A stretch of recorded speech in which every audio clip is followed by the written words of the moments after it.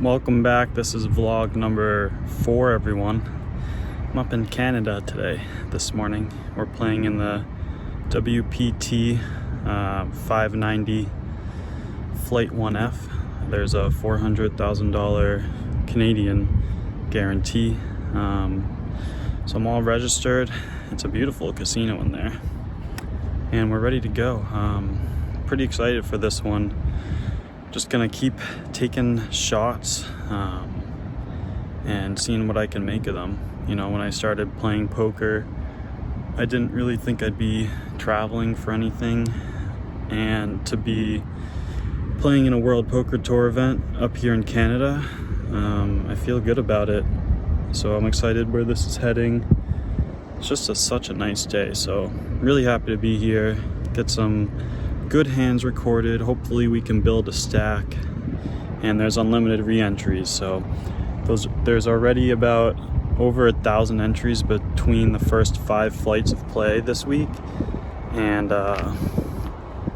we'll see how many entries they get by end of day today, and then day 2 is tomorrow. So all right.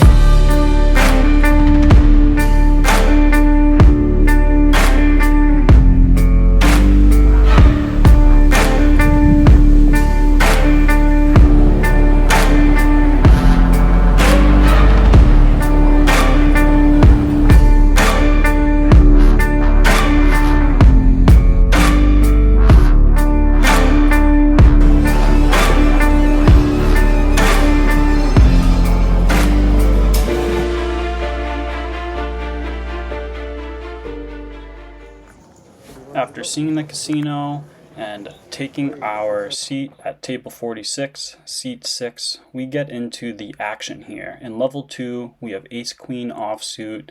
We're playing 6-handed, and it's a very active table. Players are playing a wide range. The 4-seat raises it to 600, the 5-seat calls, and I'm going to be 3-betting with ace-queen here, given what I've seen so far on the table. I raise it up to 1,700, basically 3x the initial opener, and both the 4-seat and 5-seat call. So I like where we're at. We're in position, going 3 ways to flop. The flop comes ace, ace, 6. We smash it. We flop trips with a draw to the full house, backdoor flush, and I should be way ahead of both of my opponents here. I would think they 4-bet ace, king. There's only one ace unaccounted for. The 4-seat checks, the 5-seat checks, and I put in a c-bet that's a bit of a down bet here, about 30% of the pot, 1,600. I like this play on this board, trying to get value from middling pocket pairs, pocket 8s through maybe even pocket jacks would flat the 3-bet. And then there's flush draws out there, any 6x combo like king 6. There is pocket 6s and ace 6 that are ahead of us, so that 2 holdings. The 4-seat does raise to basically pot size 5,200, and he can do this with one of 2 types of hands. He can have a flush draw that he's trying to take us off the pot with, or he could actually have an ace. In the case that he does have an ace, I think we're ahead based on the pre-flop action, and for that reason, I put it all in and see if this player is willing to gamble with his holdings, trying to stack him early. Unfortunately, he just makes the fold. Maybe we played a little too aggressive here, but I don't hate our move early on. I will say there's a small percent of the time that our opponent could play pocket 6s or ace 6 like this, but based on the action and it being early in the tournament, I would think my opponent would just flat. Just wanted to put that out there that obviously we did not flop the nuts. Alright, on to the next hand. After losing a couple hands with queen 9 suited that we fold on the flop, and ace king offsuit we also fold on the flop. We're just below starting stack at 29,000, and we look down at ace queen offsuit here around 12 p.m. under the gun +1. The blinds have gone up to 200, 300, and pre-flop raises are between 3 and 5x. So we follow suit and raise it up to 1,100. and this one just folds around. We're getting a lot of playable hands in the first hour of this tournament, so we're getting involved, and it's working out decently for us. We're losing some pots, and we're winning some pots, mostly on the flop and pre-flop. The very next hand, we are under the gun, and again, we look down at ace-queen offsuit. So the first three hands of this vlog are ace-queen offsuit, which is kind of funny.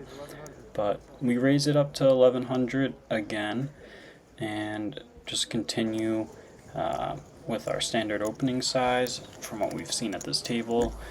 And again, it just folds around. Somebody asked me if I have aces, and I just say no, I did not have aces. And that's it. So we chip up a little bit again onto the next hand. Between 12 and 12:30, I lose about 9,000 in chips. I know one hand was pocket eights, but I didn't record the flop, so I'm not including it in the vlog. In this next hand, we're dealt pocket queens in the big blind. It folds around to the cutoff, who puts in a raise to 1200, about 3 times the big blind. And with our premium here, I get a little too excited and go with the 3-bet to 6,000. And this sizing is too large, even though we've been chipping down a bit. I would rather go about 3,500 to maybe 4,200, a sizing that I can get called by. Instead, we kind of polarize our holdings by going basically 4.5x the initial raise. We do take down this pot, and onto the next hand. After playing a few more hands and chipping down once again, we're getting short stacked here, and we have a premium in the small blind, an ace-king of hearts. An early position player limps, blinds are up to 300, 500, and a middle position player raises it to 1,000.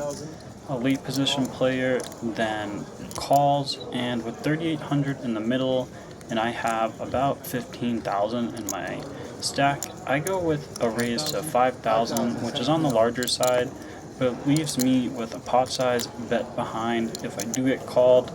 And with 3 opponents involved, I don't mind the sizing. Maybe I could go slightly smaller, or just shove this pre-flop.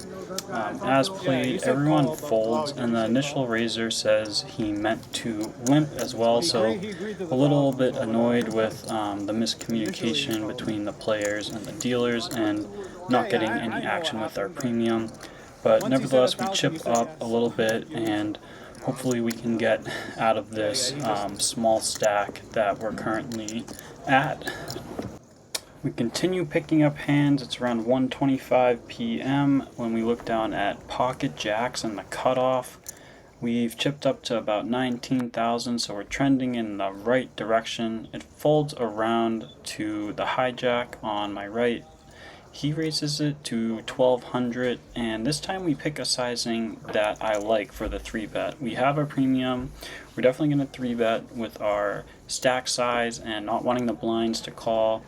We go with 3,500, which I'm fine with both blinds and the button fold. And when it gets back to the cutoff also folds. So our image at the table is pretty good overall. We've shown down real hands. We haven't really made too many bluffs. And this tournament so far has been a lot of pre-flop pots and pots won on the flop. So we're starting to trend in the right direction, and we really need to chip up if we're going to have a shot at making it to day 2. This next hand's a good one, guys. We're actually going to see a flop. We have 8-5 of hearts in the big blind. Not a great hand that I love defending, but the pre-flop action is very enticing. We have a cutoff open to 1,300, a button call, and a small blind call. So it's 800 for us to call with 4,900 in the middle. We only need about 15% equity for this to be the correct play mathematically, but either way, I like seeing a flop 4-handed for this price with our kind of strange double gap bear 5-8 of hearts. So we're going 4 ways to a flop. We see a beautiful flop, 8-5-8 rainbow. We flop the full house, the nuts right now. The small blind then leads out for 5,000, which is music to my ears. I flat, keeping his bluffs in, and also don't want to get him off this pot right now. I'm not scared of really any turn cards. The cutoff and button fold. We go to a turn, and I hope it's going to help my opponent out more. It's the 10 of clubs. The small blind slows down and checks to me. I then put in a very small, kind of inducing size bet of 5,000. Now I like this sizing for a lot of reasons. My opponent can think we're trying to steal the pot with a small size, and it might incentivize him to go all in. It also is just building the pot so we can get it all in by the river. As played, the small blind takes the bait. He shoves all in on the turn. We snap call and turn over our full house, and the table's really in shock to see our holdings. Our opponent turns over ace-5. He's drawing dead, and to make it better, he hits the ace on the river, and we just get the full double up here. This feels really good. Our opponent totally overplayed his 2-pair with trips clearly out there, and we get the full double up. We have about 80 big blinds now, and we can really start playing more hands. In this one, we have ace-3 of hearts in early position. We raise it up to 1,000, and the 8-seat then 3-bets us to 2,500. I would think he does this with hands like ace-queen suited, ace-king suited, and then pocket pairs as well that are premiums like 10s plus, but probably from what I've seen from this player, stronger pocket pairs. The small blind calls, and we get a good price to call, 1,500. So we're going to flop 3-handed. On the flop, we nail it. It's ace-3-4 rainbow. We have 2-pair. The small blind checks, and we're going to go with the check raise play here. If my opponent has any strong ace-x holding, I would love to get this all in on the flop. So we check it over to the 8-seat, who does continue betting for 3,000, and I put in a strong check raise here up to 10,000, hoping my opponent has something like ace-queen or ace-king that he cannot get away from. We also cover our opponent. So when I raise it up to 10,000, my opponent thinks for a bit, and then he does go all in, and we snap it in. Don't think he has the flop straight here with a hand like deuce-5 offsuit. That's not in his pre-flop 3-betting range. So we go to a run out, which comes a 5 and then a deuce. So unfortunately, this hand turns into a chop and what could have been another massive double up, but we got it in good. We made the right play, and I'm happy with the way things are going.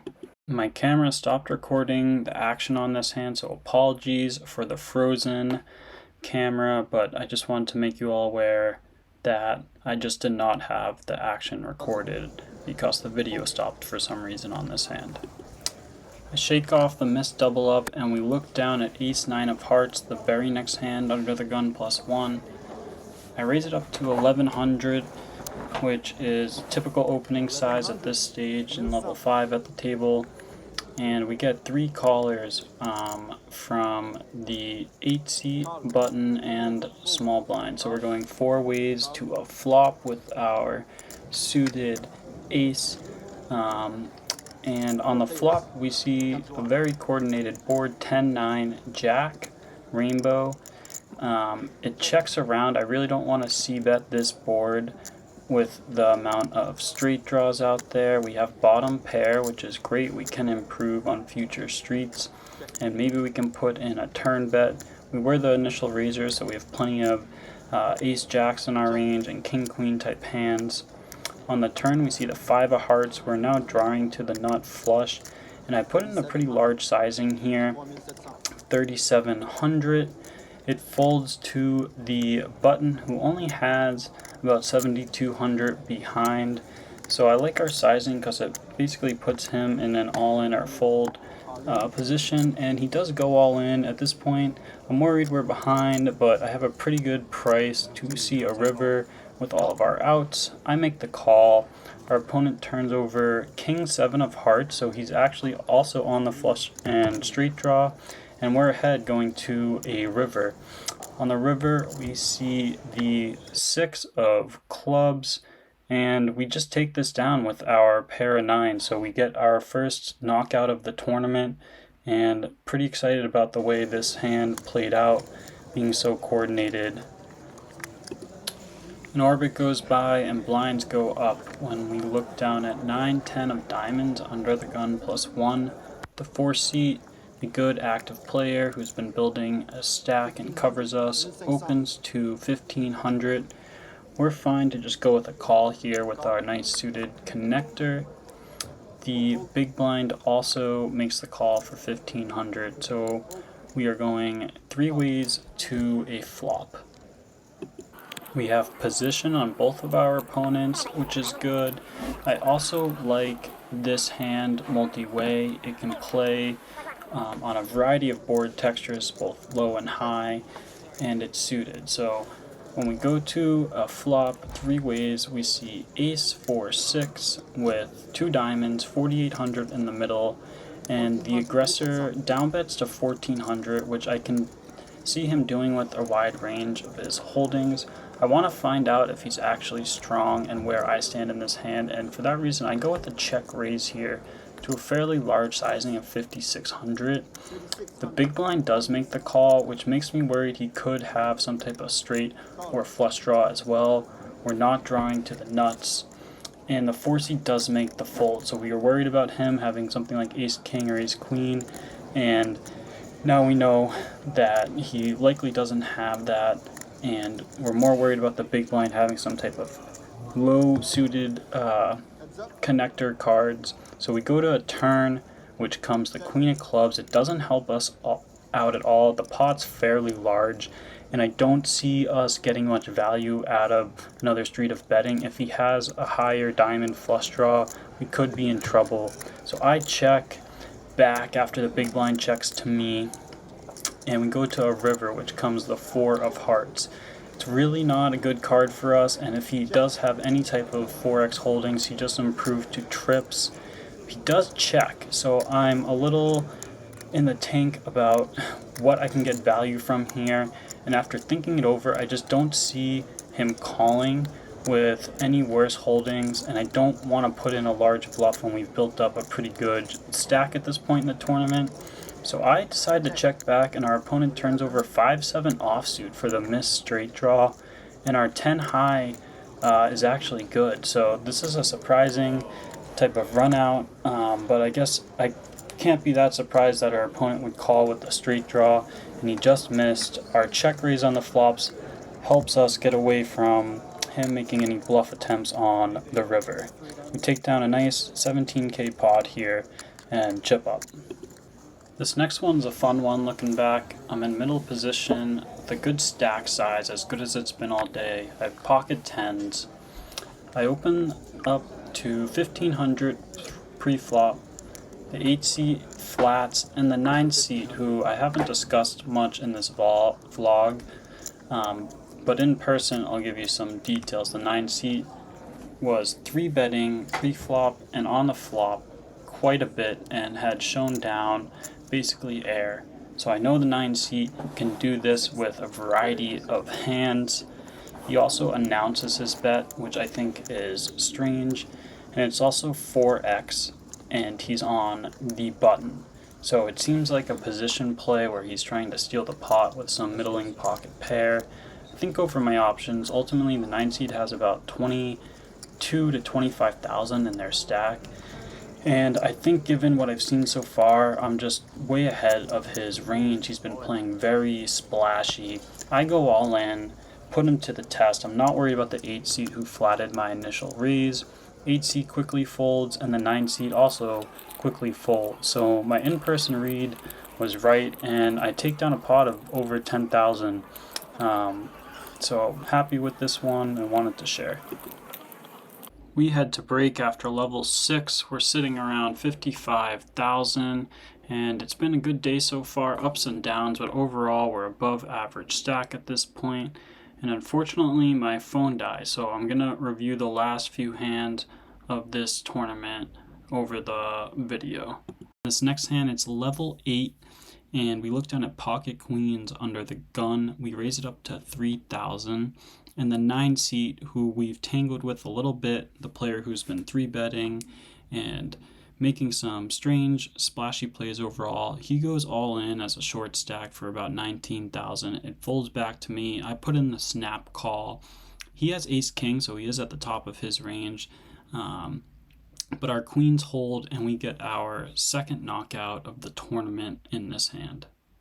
In this next hand, it's level 9, blinds up to 800, 1600. We have pocket 9s in middle position.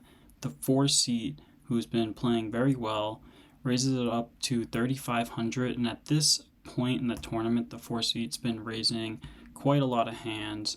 And I overplay my hand a little bit pre-flop, and I re-raise it to 8,500.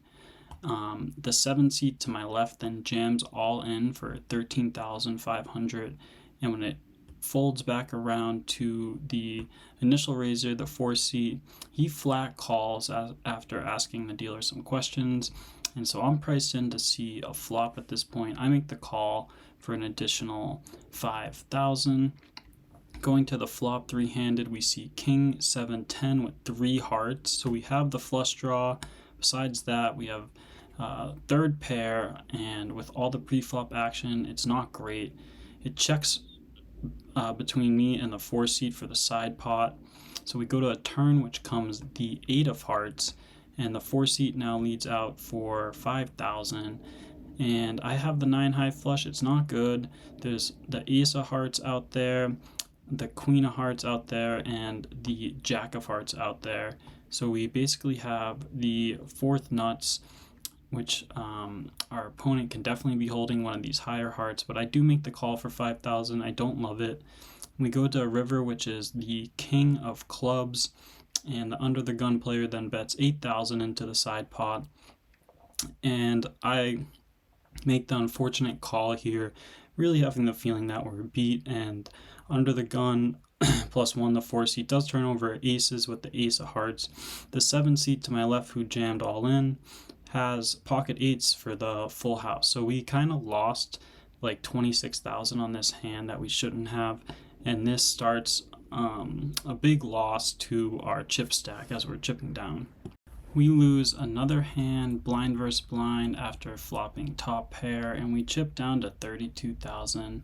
The last hand we play, we have ace 9 of diamonds, 3-handed, and the flop comes 7-8-2 with 2 diamonds. The big blind leads out for 15k, and I go all in for about like 22,000 on the 7-8 deuce, 2 diamonds board. The big blind has 7-4 of clubs, so I'm fine to get it all in versus this player. We have 2 overs and the nut flush draw. Unfortunately, no ace, 9, or diamond comes. It was a long day, but we wound up busting in about 238th place. We make it to the top 40% of players, but it's not good enough. We needed to make it to the top 63 to play on day 2. So we hop in our car and we start the long drive home from Canada back to Boston. Thanks for watching vlog number 4, everyone. I'm Robbie. You know, looking back at these hands, I'm a little disappointed in myself because I had average chip stack in level 9, and I chose a spot to 3-bet with the pocket 9s that I don't really like. That pocket 9s hand isn't blocking any strong hands. We put ourselves in a tough position and then lost the maximum amount of chips. So, you know, I'm living and learning from these experiences, and I'm looking forward to making vlog number 5. Hope everyone's doing well. Good luck at the tables, and thanks again for watching.